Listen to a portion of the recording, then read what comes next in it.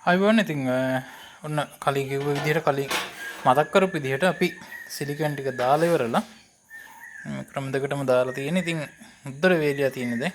අවස්ථයක් එකයි මම ගත්තේ. උද්දරම වේලියා තියෙන්නේ. මේකත් ඒ වගේ තමයි උද්දර වේලියා තියෙන්නේ. ඉතින් අපි බලමු දැන් මේ දෙකේ වෙනස මොකක්ද කියලා. මේකත් උද්දරම වේලියා තියෙන්නේ. මේකක් නෑ කොහොමදවත් ලීක් වෙන්නේ නැහැ. උද්දරම වේලියා තියෙන්නේ. මේකත් උද්දරම වේලියා තියෙන්නේ. ඉතින් මේ විදිහටත් ගම් දානවා කිව්වා. නමුත් මමත් මේ විදිහට ඉස්සර ගම් දාලා තියෙනවා. නමුත් ඒකේ වන්ට තිබ්බ ප්‍රශ්නේ හින්දා මෙන්න මේ ඔප්ෂන් එකට ගිහිල්ලා තියෙනවා. මේක චුට්ටක් ඉතින් අර ගම් පොඩ්ඩක් වැඩිපුර යනවා සහ මේ ගම් ටික දාගන්න පොඩ්ඩක් මේ ඉවසීමෙන් දාගන්න ඕනේ. ඉතින් මේ විදිහට දානකොට. නමුත් මේකේ තියෙන විශේෂත්වය තමයි අතන මේ සිලිකන් කියන ගම් එක වීදුරු සහ යකඩ අලවන්න ගන්න. එතකොට මේක මේ ගම් එක සාමාන්‍ය ස්වභාවයෙන් රබර් එක වගේ වේලුනහම රබර් එක වගේ තමයි හිටින්නේ. ඉතින් මේ රබර් එක වගේ හිටින නිසා මේකේ කාලේ ඇවෑම වෙන දේ. දැන් මෙතන මේක බලවුවොත් එහෙම ඔයාලට පේනවා මේක බලන්න මෙතන මේ අර කොහොම කරවුව මේක ගලවන්න අමාරුයි. තේරුණා? මේක අර thickness එකට වැටිලා තියෙන හින්දා අපි මෙහෙම දුවත් මේක ගැලවෙන්නේ නැහැ. නෝක තමයි මේකේ තියෙන විශේෂත්වය. පේනවා මේ දෙපැත්ත කරවනත් අපි මේ ජොයින්ට් එක කීරව මේකෙන් ගැලවෙන්නේ නැහැ සිලිකන් එක. නමුත් මේක බලන්න මේක දැන්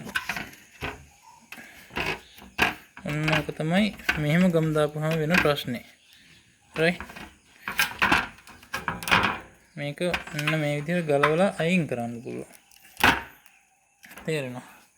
එතකොට දැන් අපි මෙහෙම කොහොමත් ගලවන්නේ නැහැ. නමුත් ගොඩක් පැතිවල තියෙන සමහර තැන්වල රිලව්ස් වගේ සත්තු ඉන්නවා. ඊට පස්සේ වඳුරු වගේ සත්තු ඉන්නවා.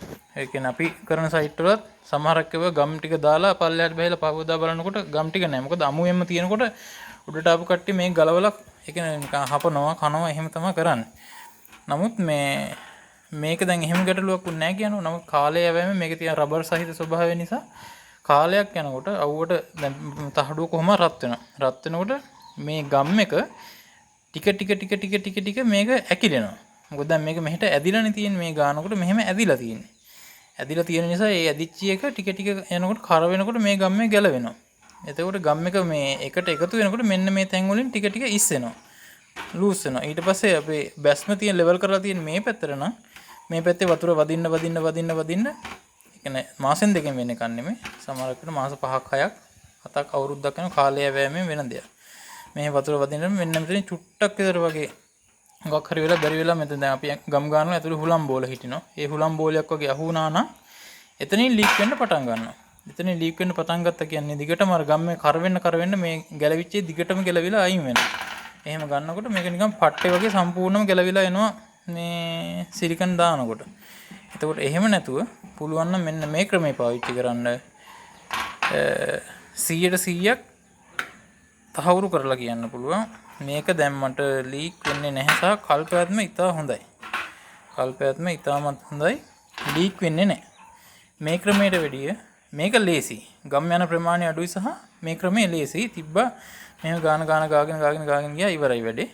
නමුත් මේකේ ගම් පොඩ්ඩක් යන ප්‍රමාණය වැඩි. මේක හිමීසල තියලා ඔහොම ටච් අප් එකක් දෙන්න. ඒ ටච් අප් එක සාමාන්‍ය කියන්නේ මැස්මක් දානවා කියලා. සිලිකන් මැස්මක් දානවා කියලා තමයි කියන්නේ. මෙන්න මේ ටච් අප් එකක් දීපුවා මේක හොඳට අර කට්ටේ වගේ හොඳට ගුලිය වගේ අල්ලලා හිටිනවා. එතකොට මේකේ තියෙන කාලය වැඩි. ලීක් වෙන ස්වභාවය අඩුයි. ඒ නිසා මෙන්න මේ ක්‍රමයට වැඩිය මේ ක්‍රමයට ඔයාලට දාන්න පුළුවන් නම් මම හිතනවා මේකට වැඩිය මේ ක්‍රමය 100% සාර්ථකයි කියලා. ඉතින් වීඩියෝ එක හොඳයි නම් ලයික් එකක් දාන්න, කමෙන්ට් එකක් දාන්න, තව දැනගන්න මොන හරි තියෙනවා නම් දාන්න. ඉඩ තියෙන වෙලාවට තව වීඩියෝස් ටිකකින් තව දේවල් ටිකක් කියලා දෙන්න බලාපොරොත්තු වෙනවා. ඉතින් channel එක පුළුවන් නම් subscribe කරලා තියාගන්න. හැමෝටම ගොඩක් ස්තුතියි. හැමෝගෙම ලස්සන හේන ඉෂ්ට වෙන්න කියලා ප්‍රාර්ථනා කරන ගම අදට වීඩියෝ එකෙන් සමුගන්නවා. හැමෝටම ගොඩක් ස්තුතියි.